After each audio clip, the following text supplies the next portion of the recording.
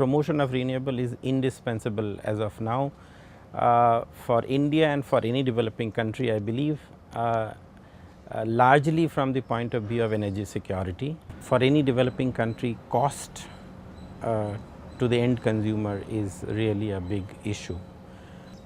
So far as cost reduction is concerned, you can take a number of measures, like several countries have gone in for auction route.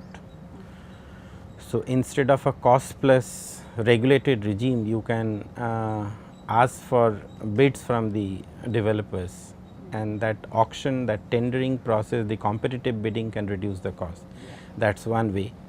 But then again there is a big debate as to whether you can have adequate deployment if you go in for a competitive bidding, because under a feed-in tariff or a cost plus regime, you give regulatory certainty of cost recovery to the developers or to the investors. So when we started the solar mission in 2010, we did not have any base price for solar PV or solar thermal. What should be the ideal right price for setting up a solar plant? Then the government of India took the initiative of a reverse auction.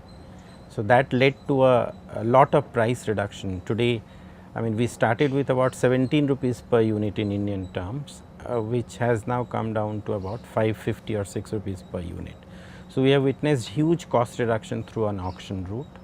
But again, given the uncertainty of both solar radiation and the wind speed, long term contracting through auction also poses a challenge. So we are possibly trying to work on a better auction design.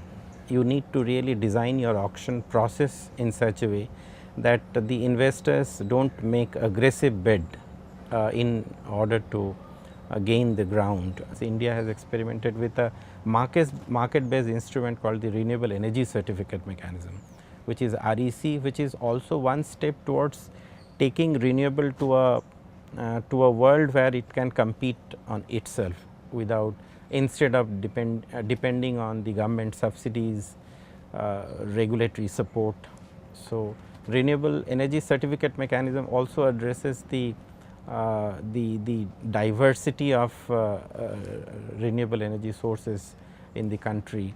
What it says that as a developer, you can set up a plant where the resource is, you generate electricity, feed into the local grid and get paid at a average pool power purchase cost of that, because the local guy will not be in a position to take that power at a very high cost.